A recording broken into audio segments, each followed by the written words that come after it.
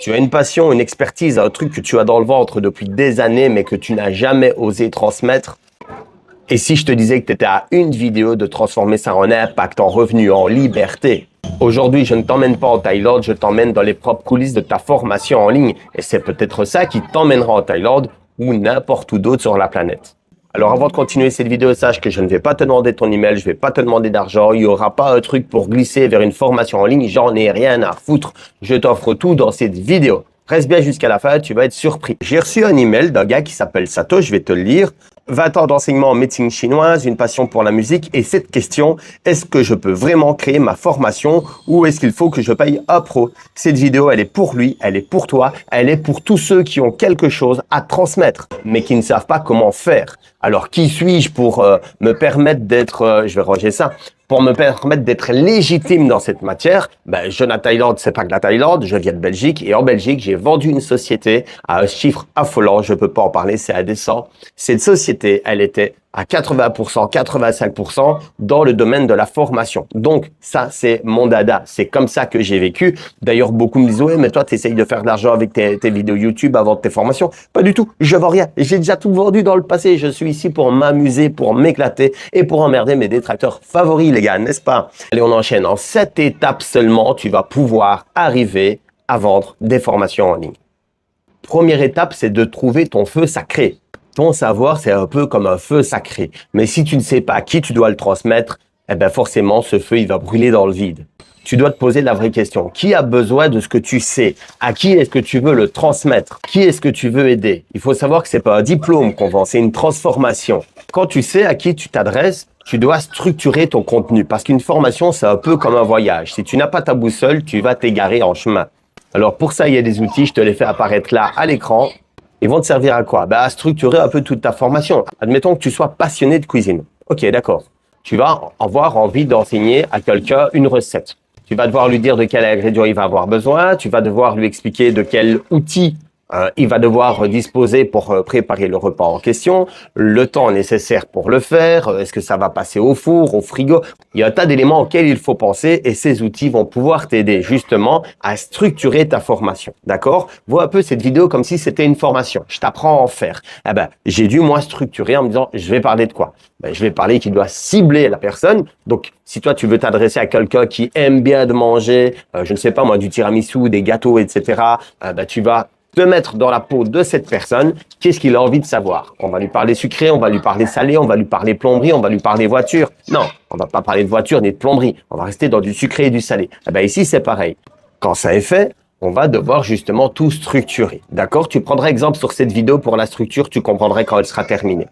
Et quand tout ça est mis en place, sur une feuille de papier, dans ton ordinateur, avec les outils que je t'ai filés là, tu as vraiment ton script. D'accord? Et puis, qu'est-ce qu'il faut faire? C'est l'étape 3. Tu dois enregistrer des vidéos. Bah oui, forcément.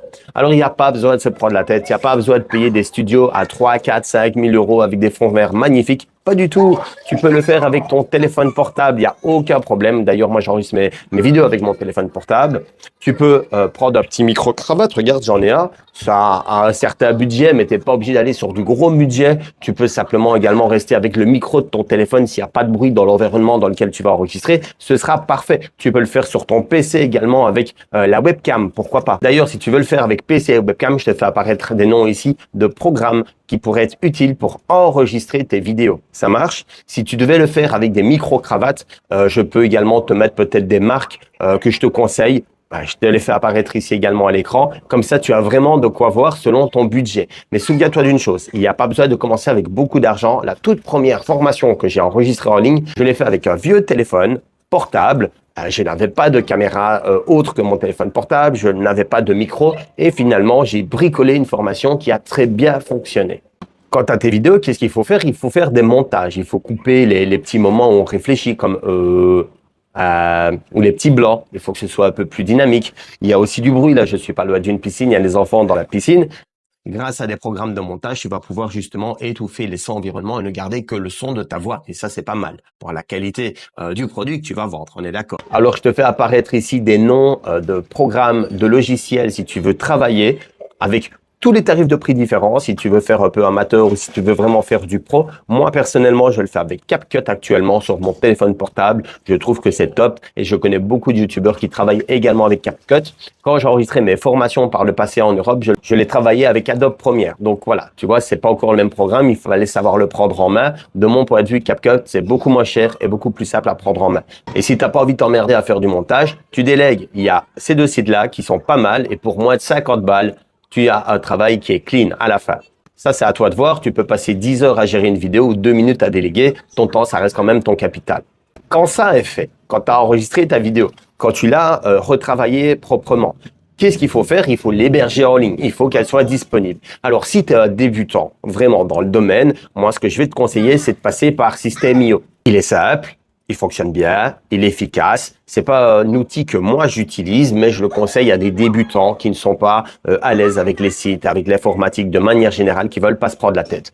Quand tu vas sur System.io, il y a des tutos, etc. pour l'utiliser. T'as vu, je te mets même pas de lien de parrainage parce que mon but, c'est pas de te gratter un centime. J'en ai rien à foutre. Ce que je veux, c'est vraiment te partager des vraies infos. Et si maintenant tu veux le faire avec un système beaucoup plus évolué, ça va passer par WordPress et du LearnDash.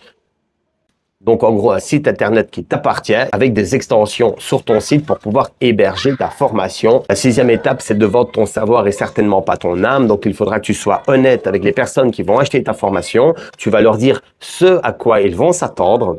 Une page de vente, c'est pas du blabla marketing.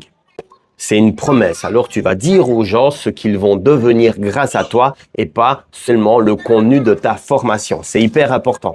Tu rédiges une belle page de vente, tu fais vraiment ça proprement. Il y a un tas de chaînes YouTube qui donnent des conseils, il y a des sites sur Internet qui donnent des conseils. Moi, c'est un truc que je ne fais plus, je ne forme plus à tout ça, je ne coach plus à tout ça. Alors, la 7e étape, c'est d'être visible, sinon tu n'existes pas. Une formation sans une audience, c'est comme un concert dans une grotte. Ça sert à rien. Si tu veux qu'on t'écoute, tu dois créer une communauté. Il y a YouTube qui est pas mal pour ça. Tu pourrais également le faire sur Telegram, sur Facebook, sur Insta, sur TikTok. Tu choisis la plateforme qui te convient le mieux. Mais surtout, ce qui est hyper important, c'est que tu crées ton cercle, ton univers, ton style. Et je te préviens tout de suite, au début, tu auras des gens qui vont venir cracher sur le boulot que tu fais en disant que c'est pas top, que ça vaut rien. Et tu sais quoi? T'en as rien à foutre. Alors, à la fin du message, Sato me demandait s'il pouvait tout faire lui-même ou s'il devait déléguer. J'ai envie de dire que si tu es comme moi, que tu as envie d'apprendre des choses, alors tu investis de ton temps pour apprendre à le faire par toi-même. C'est pas spécialement compliqué. Ça va te prendre une semaine, 10 jours, un mois, pourquoi pas. Mais à la fin, tu as un produit qui est fini et tu sais le faire. Ou alors tu délègues. Ça, c'est à toi de voir. Alors, créer ta formation, c'est pas juste mettre ton savoir en ligne. Pas du tout. C'est offrir une partie de toi au monde. Et peut-être en retour recevoir la liberté. Tu veux transmettre? Pose-toi, structure, enregistre, partage. Tu veux pas te perdre? Reviens à cette vidéo. Tu veux que je t'aide? Dis-le en commentaire. Alors Sato, ta retraite, c'est pas une fin, c'est un nouveau départ. Il y a tous ceux qui m'écoutent. Si vous avez un savoir, alors vous avez une mission.